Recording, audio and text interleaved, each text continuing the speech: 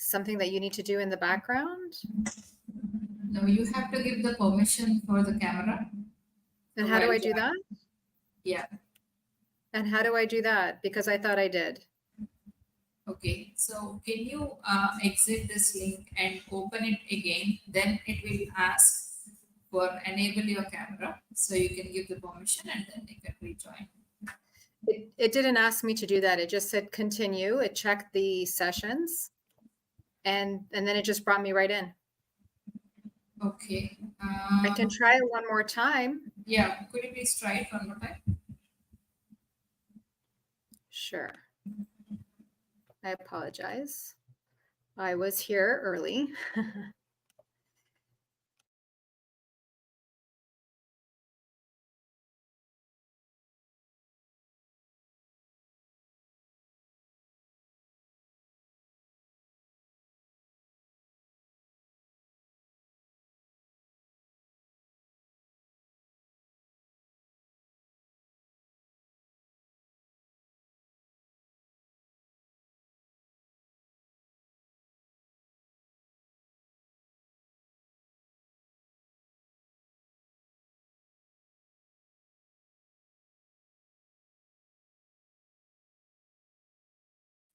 Hello?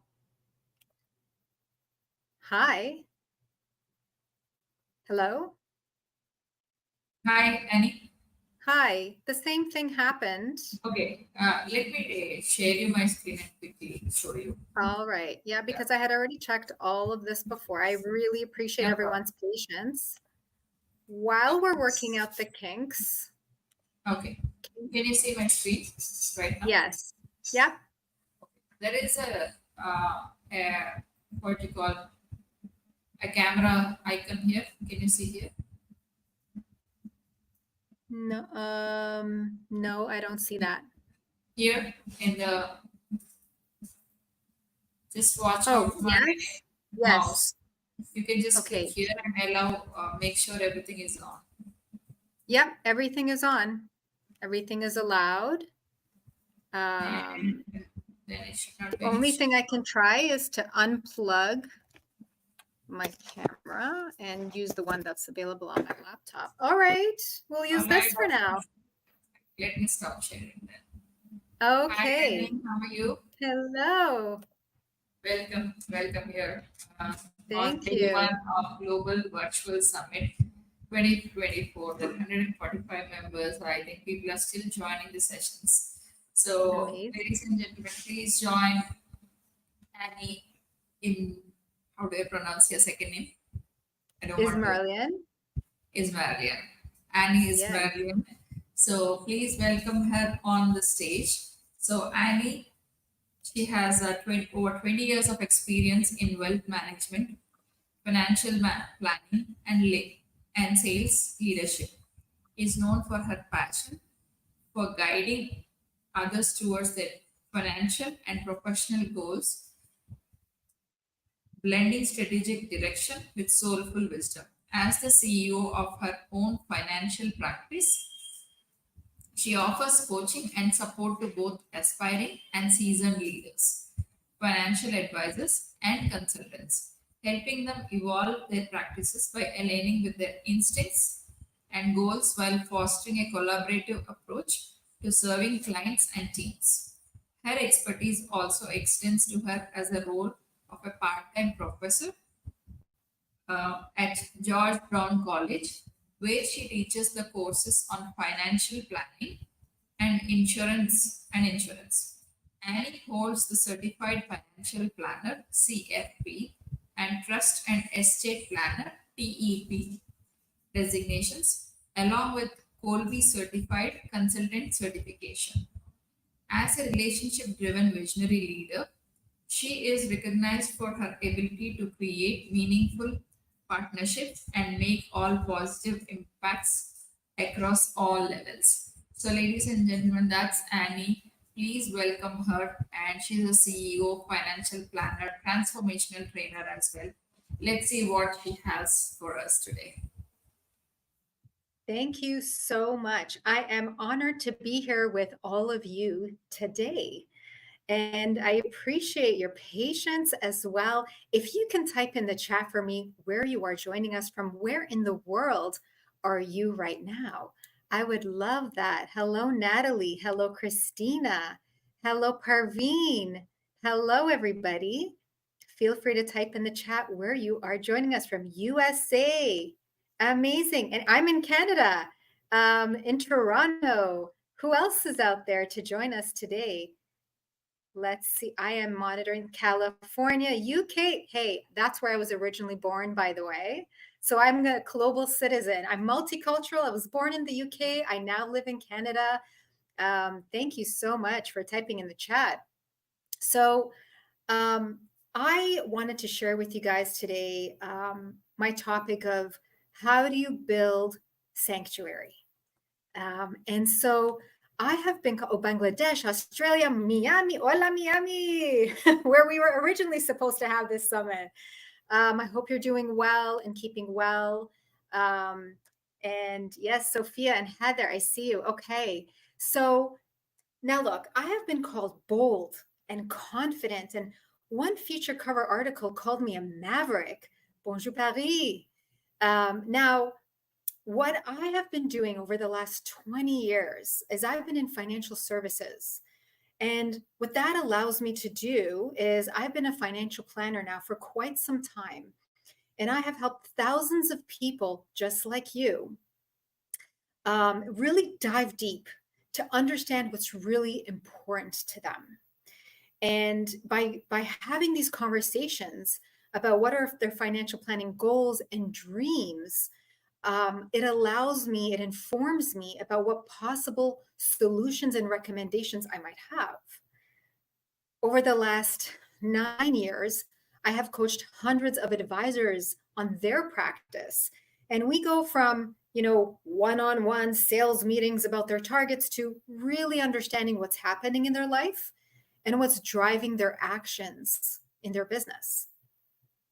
3 years ago, I started a mentorship program for financial services professionals to create an environment of collaboration and ease, because this is a really competitive industry. And so having a place to collaborate and really share our skills and experience is kind of unusual.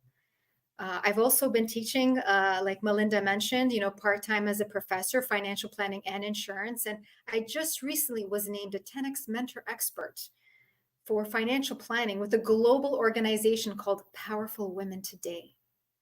All of these have one thing in common: trust.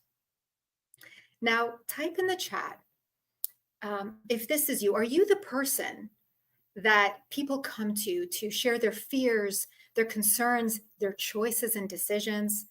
Maybe you're the one that people say, oh, you're so confident, or, they see your determination to succeed, or maybe it seems like things are so easy for you. And all you can think is, if they only knew. If this is you, type if only in the chat. If you can resonate with what I'm saying, type if only in the chat.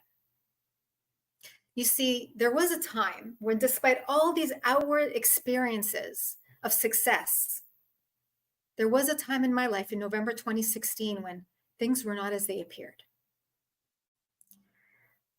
I was with my husband at that point for 10 years. We had a beautiful and smart 2-year-old little girl, soon turning 3. And my career was finally starting to head in the right direction. Everything was finally falling into place. But there I was, November 2016, on a cold morning by myself in my room, wondering, how did I get here? You see, I was holding my then husband's phone.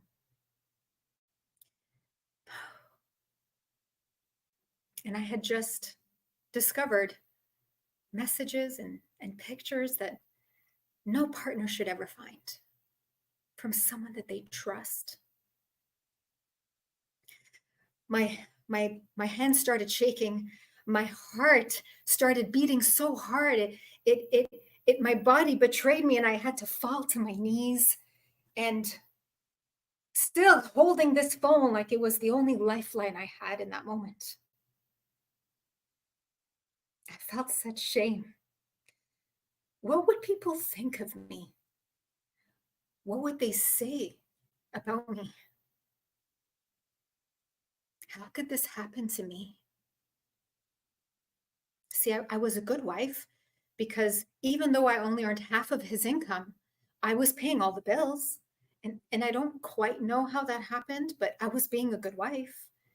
And and I even took his debt into my name because I had a promotional rate on my credit card, and that way we could pay off the debt faster and we could save for our house sooner.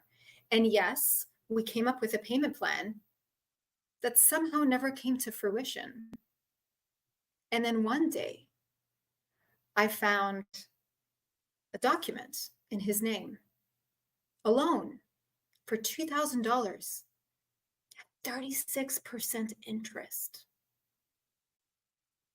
So you're not paying the bills, you're not paying your debt, and now you need a loan for $2,000 at 36% interest? When the truth started to really sink in, I felt like my whole world was falling apart. And although I'm smiling, I was in so much pain. And sometimes when you see people smiling, they're really covering up the pain. You see, when I had that realization, I realized that I had been living in an illusion, right? Have you ever made an error in judgment or maybe a decision that you hoped no one would ever learn about? Type yes in the chat if that's you. If you ever had an error in judgment that you hope no one would ever find out about, or maybe a decision that you made that you realized was a mistake and you hope no one would ever find out. Yes, Christina, I see you. Hello, Edra. Yes. Now, here's the thing. No one knew what I was going through. But when I started to tell family and friends about what the reality of what I was living through, yes, Jacqueline, I see you. They would ask questions like, Annie, how did you not know? Annie, how did you not see? See, the truth is that the red flags were waving for years, but I chose not to see.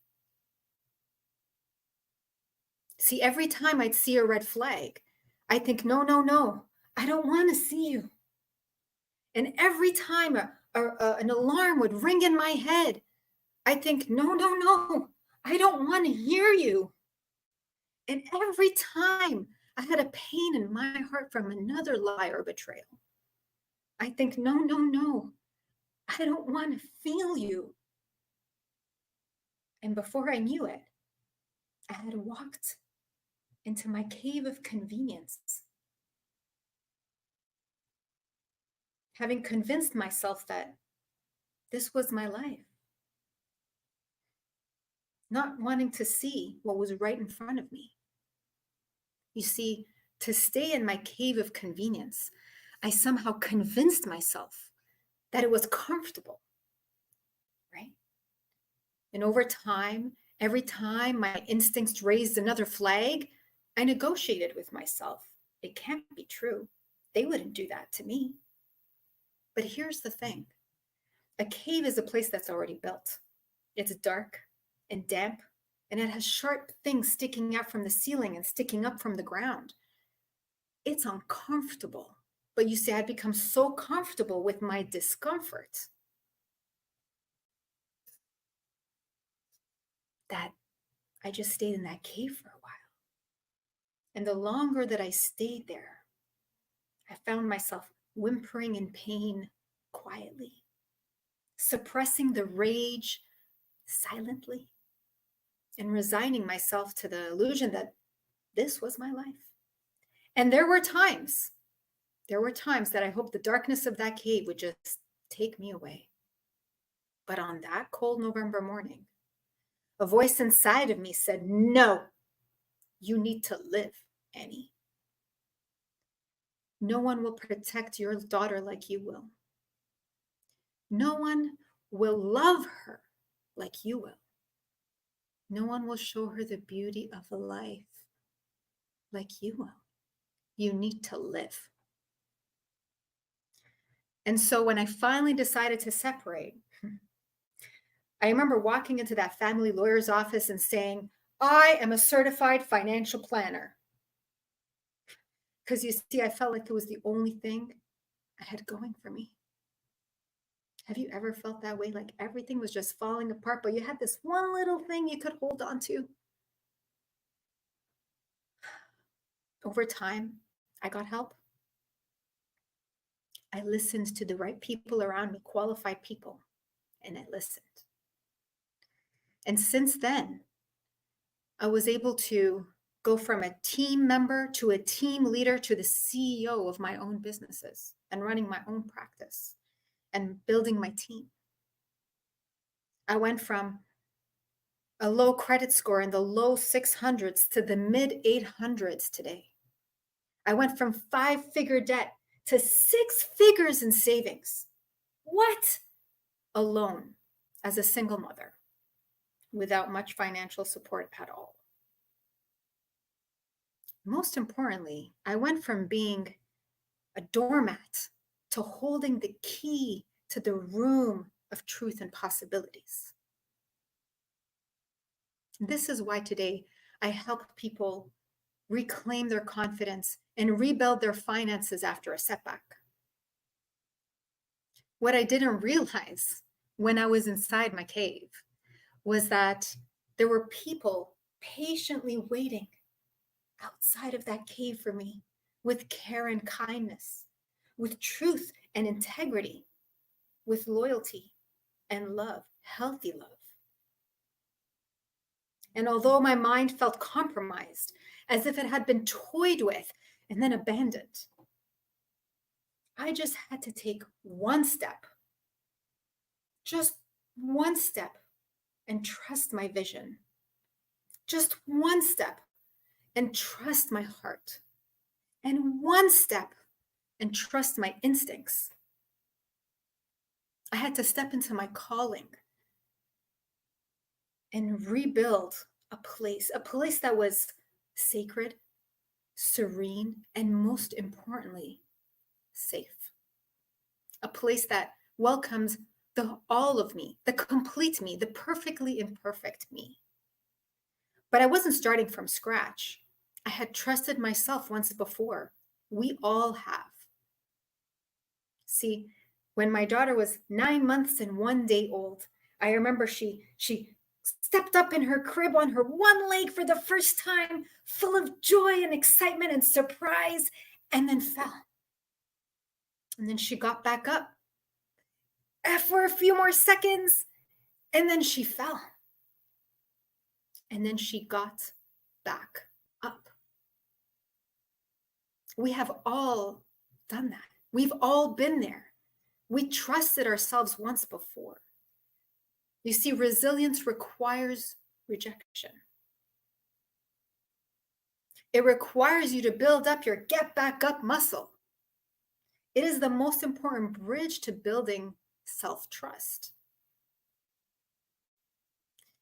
A sanctuary is a place where we find the strength and trust in ourselves so we can thrive, not just survive. Now, survival may have gotten you to this point, but aren't you tired? Aren't you tired of resisting? Aren't you tired of pushing forth? Aren't you tired of doing it all by yourself? Now, when you get to a point where you're thriving by trusting yourself, you can invite others to join you like waves on a beach. Now, I want you to think back to all the times that you trusted yourself. And I want you to type in the chat. Give me an example of a time you trusted yourself. And what was that result in a couple points? What was Share with me in this exercise. What was a time you trusted yourself? Now, it could be something simple as, one time I took my dog out for a walk at a time I don't normally, but something called me to walk him at that time that evening, only for me to realize as I bumped into a neighbor that they were thinking of me and really wanted to talk to me. And it turned into a beautiful conversation where I, as a role of a financial planner, could help them. How about you? Was there a time that you trusted yourself? See, 6 months ago, I got the idea that I can foster a dog for the first time. And I thought it through, and I could foster a dog for 1 month. I could do 1 month as a single mother of a beautiful 10-year-old girl now. My life is full. I run a business. I have a daughter. There's a lot going on in my life, but I thought I could do 1 month. It was a rescue. I didn't know what to expect, but I trusted myself. And then once I got him, 18 hours later, he came out of his crate by himself, paws up in the air in my living room, fully trusting where he was and who he was with. And I thought, well, if he can trust me, I can trust me. And lo and behold, 2 weeks into this 1 month foster, I decided this is the guy for me. I'm going to adopt this dog. And despite all the evidence that I was like, I am not adopting, I had to follow my instincts. Now, 6 months later, this dog is unrecognizable. And he has brought such richness to our life. It was one of those things that was totally unplanned, yet perfectly aligned. Now, as you think back to the times that you trusted yourself, this is an exercise you can do at any time. What you'll realize is that before you know it, you'll have started building up a bank of proof, a trust fund where you had your back, and realize that you are your biggest asset. And if someone lies to you, it doesn't mean anything about you at all. It doesn't mean you're less valued as a partner, as a colleague, as a person, because you've got you. Type in the chat, I got me. I got me. Type this in the chat. Now, I'm not encouraging you to get divorced. Like, marriage is hard, divorce is hard, you choose your hard, right? But however, if you were to find yourself in a cave, I got me. Thank you, Christina. If you find yourself in a cave, come out, honey. You don't belong there. Okay. Now, I see you in the chat. I got me, Natalie. Yes, indeed. Now, as you go through life, as you go through the rest of your day, I invite you to disrupt your cave of convenience for the strength of sanctuary. I invite you to explore within so that you can invite others to do the same. I give you permission to let your light shine. I invite you to embrace community and build up your trust fund by trusting yourselves. And ask the human questions, because those answers don't have a tangible number or a dollar sign, but they have a wealth of information like, what's my body telling me right now? Why am I resisting this? Yeah. Or why am I being called to this? Maybe you don't get an answer, but you feel it. So you've just got to move forward in that direction. And as you go through this strength of sanctuary, as you walk towards it and build it with community by trusting your instincts, I want you to know that I got you too. I got you. I'm here to cheer you on. I'm here to remind you of your proof, of your bank of proof of all the times you trusted yourself. I'm here to be that example that trusting yourself has endless possibilities. It brings you to such a fulfilling life that you couldn't have even imagined. Ladies and gentlemen, thank you so much for joining me today. I appreciate your time. And if you have any questions or comments, I would love to read them in the chat. You can also reach me on LinkedIn, and I have a website. And I've also got a podcast called Two Moms and Some Business. Thank you so much. Thank you, Parveen. Do you have any questions that you'd like me to answer, whether it's about my life or my career?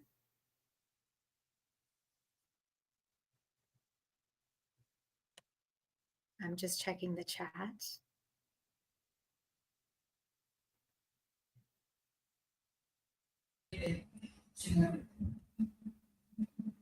Wow, that's really a fantastic presentation, Annie. Your insights were incredibly valuable. I can see a lot of comments from the audience, lot of hearts for your presentation. I know you have involved with your presentation today. So thank you so much for sharing your valuable presentation with Global Virtual Summit 2024. So looking forward to join other speaker sessions as well and show some interest and show your pose some questions to the audience. Thank you and have a nice day. Take care. Thank you so much. Thank you. Bye bye. Have a Please great day, everyone. Feel free to next. direct message me. Yes, if anyone wants to talk with Annie personally, you can message her directly. I think that she already shared her personal information, email address to you. So yes, you can contact her. So but still, if you're not able to do that, you can contact us. We can share the information. Thank you and bye now. Bye, everybody.